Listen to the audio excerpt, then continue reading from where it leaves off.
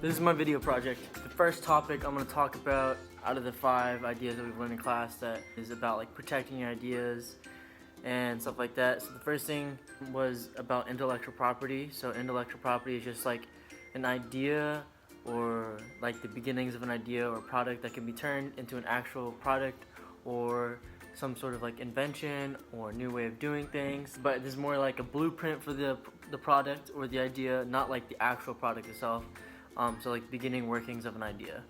So there's different ways you can protect your intellectual property or idea. A patent is like, this is your legal way to claim ownership of your idea, your way of doing things, your property. Something I didn't know before this class is that there's like a certain amount of time that the patent is going to be good for, which I thought was kind of interesting. There are utility patents, which are good for 20 years, and these are meant for like your products, inventions, processes or machines or whatever, stuff like that. Design patents are kind of they're like about the way certain type of things look, I guess, for like logos, and those are good for 15 years. There's also a plant patent, which I also didn't know about this, and this is for people that might have discovered like a new type of plant. It's very, very specific, and those are also good for 20 years. There's copyrights, and those are meant for books, magazines, music, or videos, any sort of like artistic expression. That's what you want to use a copyright for. Trademarks are for like logos, catchphrases, and I guess like designs pertaining to a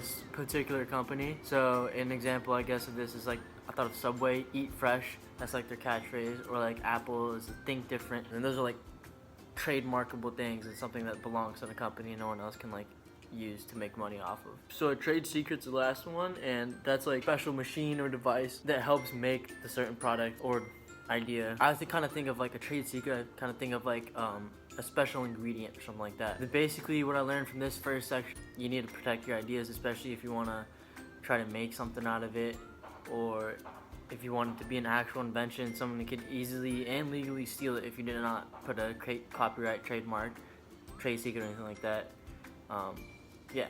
So this is my second topic that I'm going to be talking about, and it's about mind mapping. Mind maps are supposed to be tools you can use, and they're supposed to help with like brainstorming and help you kind of visualize things and kind of connect the dots, put different ideas together. And we did one of these in class, so I'm going to pull it up.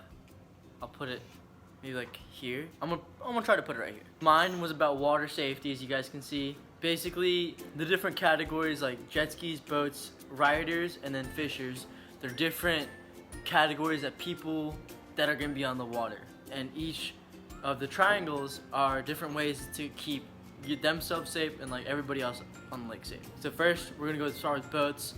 Pay attention to wake zones. I work at a marina. Throwing wake at a marina, it could cause probably like millions of dollars of damage if it's a busy day. Watch out for other boaters, just kind of pay attention where you're going. Don't be like, same thing like don't text and drive, don't text and boat. It's probably not the best idea, right? Wake boats, so this goes for like surf boats, stuff like that. Be aware of surfing near docks, I know people hate that. Fishers, look before you cast, you don't want to hook somebody. Don't fish in busy areas, like we don't allow people to fish in the marina, just cause, you know, again, don't hook anybody, that's dumb.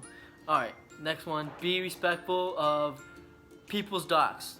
I hate when people pull up in front of my house and fish out here, like right next to my dock. It's very annoying. Next one, riders. So this is your wakeboarders, surfers, skiers, tubers. Always wear a vest. You know, may not seem like a big deal. Keep board in air when down. So when you fall, keep the board above your head just so people can see you and you don't get hit. Be considerate of equipment. If you're a new rider or even if you're an experienced rider and you're not using your stuff, don't beat it up. Just be considerate. Anyways, jet skis. Alright, don't spray people if they don't want to be sprayed. I've sprayed people that don't want to be sprayed and that they always yell at me, so don't do that. Steer clear of surfers, wakeboarders. Whenever I surf or wakeboard and people jump and wake behind me, it pisses me off. Don't like that. Whenever I jump wake, I make sure that I give the riders plenty of space, right? And then another one, safe distance from other personal watercrafts. Just be aware of everybody, again. Yeah, so basically, this is just kind of like an example of my mind map. It kind of helps you connect dots and see different connections, and I realize that there's a lot of these different safety rules applied to each category. So yeah, water safety is very important, and to make sure everybody has a fun day out there. And yeah, that's why mind maps are great. Next topic, biomimicry. right? Alright, so biomimicry, the definition off the PowerPoint is biomimicry is an approach to innovation that seeks sustainable solutions to human challenges by emulating nature's time-tested patterns and strategies. The goal is to create products, processes, and policies, new ways of living that are well adapted to life on Earth over the long haul. Basically, it's using things in nature to inspire different products, inventions, stuff like that. So it's visible in building and medicine, engineering, transportation, and many other products. When we did this topic in class, I talked about jet propulsion, and I used my jet ski as an example. On the bottom of the jet ski, there's an intake grate, which sucks in water, and then there's a little nozzle and it shoots it out the back, and that's how you go forward, right? So I related it to cephalopods, octopuses and squids, which flex a muscle in their mantle, which sucks up water, and then they push it out, and then that's how they move, like in a direction. They can move at like 20 miles an hour or something. This topic is really cool because it makes you realize how many things in life use nature as inspiration. There's things simple as just like a light. We invented lights, fire, and that gives us light at night so we can see. So that's just an example of biomimicry there. Another one would be birds and human flight. So the Wright brothers were like the first people to actually like take off in a plane. But Da Vinci actually did have a couple of flying inventions. But yeah, so birds, and we imitated that with airplanes and stuff like that. All right, so the fourth topic we got is groupthink. So groupthink is the idea or the practice of thinking and making decisions as a group in a way that discourages creativity or individual responsibility. That is the Google definition.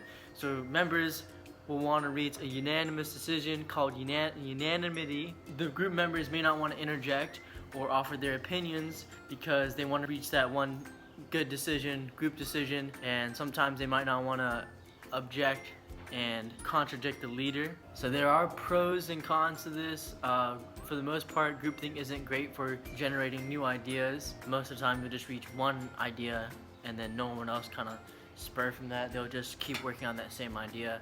So it discourages creativity. Sometimes if you can cooperate and can be open within the group, groupthink can work, but for the most part, it really seems like groupthink isn't the best way to come up with a solution. Sometimes it is, but for the most part, as far as being creative, groupthink is not the best way to go about doing things. Alright, the last idea I want to talk about is brainstorming. So brainstorming is a great way to generate new ideas. The first rule we want to talk about is quantity breeds quality. So the more ideas that you come up with, the better chance you're going to have at coming up with that one idea that's really good. So just like spitball ideas, don't be afraid about it, about what your idea might be, or if you think it's dumb. So the second part is defer judgment. So don't be too quick to judge an idea, or don't think an idea is stupid or not good enough. So the first step of brainstorming is you want to find your problem, figure out what you're trying to solve, and then you need to find a note taker and a leader, someone to lead the group through the brainstorming. Then the next part is focus on a lot of ideas. Like we said, quantity breeds quality. Have a bunch of ideas, you want to talk about them. Next is never discourage any ideas, no matter what it is. Going back, defer judgment. Don't be too quick to judge an idea, basically. After you do these couple other steps, you can use methods like Scamper or like a mind map or something like that to kind of lay out your ideas and figure out which might be best, or which is going to be best to solve your problem. And you want to make sure everybody realizes and understands that how much they've contributed. So emphasize each person's contributions to the project. Other things to keep in mind when you're brainstorming is always be positive when you're thinking. Stay focused on your common goal and that one central issue that you guys are trying to solve. And lastly, try to stay away from any negative statements, as those can discourage creativity. Okay guys, that's been my project. I hope you enjoyed.